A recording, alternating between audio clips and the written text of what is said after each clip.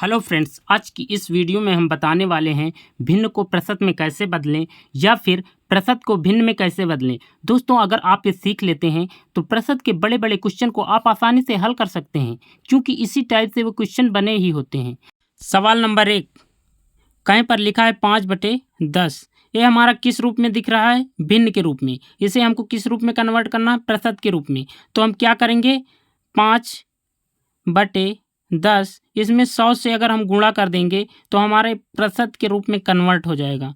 मान लीजिए 0 से 0 कैंसिल, तो हमारा कितना बचा? 5×10 बराबर 50% तो भिन्न जो है हमारा प्रतिशत के रूप में बदल गया, 50% आंसर आ गया। ये भिन्न के रूप में है, हमको इसे प्रतिशत के रूप में बदलना है। तो सेम उसी प्रकार करेंगे। 5/20 इंटू 100, 0 से 0 कैंसिल, 2 एकम 2, 2 पंचे 10 बराबर कितना बचा हमारे पास? 5×5 बराबर 25%। चलिए दोस्तों, देख लेते हैं प्रतिशत को भिन्न के रूप में कैसे बदलते हैं। मान लीजिए 50% कहीं पर लिखा है, तो इसे हमको किस प्रकार बदलना है? भिन्न के रूप में। तो परसेंट अगर कहीं पर लगा होता है तो क्या करते हैं? बटे में हमको 100 रखना पड़ता है, तो बटे में हम 100 रख देंगे। 0 से 0 कैंसिल, 5 एकम 5, 5 दूनाई 10, 1/2 पर 2 हमारा जो आया आंसर भिन्न के रूप में कन्वर्ट हो गया, 1/2 के रूप में मिल गया। ये सवाल नंबर 1 था। सवाल नंबर 2 देख लेते हैं। मान लीजिए 25% कहीं पर लिखा है, 25%, तो हम इसे कैसे बदलेंगे? 25% का चिन्ह हटेगा तो नीचे 100 लगेगा। 25 एकम 25, 25 चौको 100 बराबर 1/4 आंसर। कहीं पर लिखा है 20%, इसे हमको भिन्न के रूप में बदलना है, तो कैसे करेंगे? 20/100% का चिन्ह लगेगा, तब 0 से 0 कैंसिल, 2 एकम 2, 2 पंचे 10 बराबर हमारा कितना आया? 1/5 आंसर। इस प्रकार से हम परसेंट को भी भिन्न के रूप में चेंज कर लेते हैं। टाइप नंबर 2, प्रतिशत वृद्धि या कमी पर आधारित प्रश्न। चलिए दोस्तों, सवाल नंबर 1 देख लेते हैं। एक व्यक्ति का वेतन 7200 रुपये से बढ़ाकर 8100 रुपये हो गया, तो उसके वेतन में कितने परसेंट की वृद्धि हुई? इसमें परसेंट पूछ रहा है, ना कि सिर्फ वृद्धि। अगर सिर्फ वृद्धि पूछ लेता तो हम सिर्फ वृद्धि निकालते, लेकिन इसमें परसेंट भी पूछ रहा है तो हमको परसेंटेज भी निकालना है। चलिए दोस्तों, सवाल को देख लेते हैं।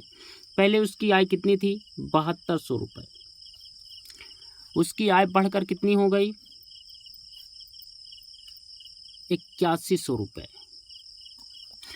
अब इसमें जो बढ़ा है वो कितने की बढ़त हुई है? 900 रुपये की। 900 रुपये अगर 7200 रुपये में जोड़ दिया गया तभी तो 81 रुपये हुआ है। तो जो वृद्धि हुई है 900 की, तो 900 लिख लेंगे वृद्धि, और बटे में हम 7200 लिख लेंगे, तभी तो हमारा परसेंटेज निकलेगा। 7200 इंटू 100, 100 से क्यों गुणा करेंगे? क्योंकि हमको परसेंटेज बनाना है, तो 100 से गुणा कर देंगे। 0 से 0 कैंसिल, ये 0 से ये 0 कैंसिल, 9 एकम 9, 9 अठे 72, 4 दून 8, 25 चौको 100। तो हमारे पास जो संख्या बची है 25/2। अगर हम भाग देते हैं तो 2 एकम 2 और 2 दूना 4, 0.5% हमारा आंसर होगा। चलिए दोस्तों, सवाल नंबर 2 देख लेते हैं। किसी व्यक्ति की मासिक आय 12,000 है। यदि उसके मासिक आय में 25% की वृद्धि की जाती है तो उसकी नई मासिक आय क्या होगी? उसकी जो नई मासिक आय है वही तो हमको ज्ञात करने के लिए बोल रहा है। चलिए दोस्तों, नई मासिक आय उसकी निकालने के लिए पहले हमको 25% की वृद्धि जो होती है उसे निकाल लेते हैं। व्यक्ति के मासिक आय में वृद्धि, कितने की वृद्धि हो रही है, तो क्या रखेंगे 12,000 गुणे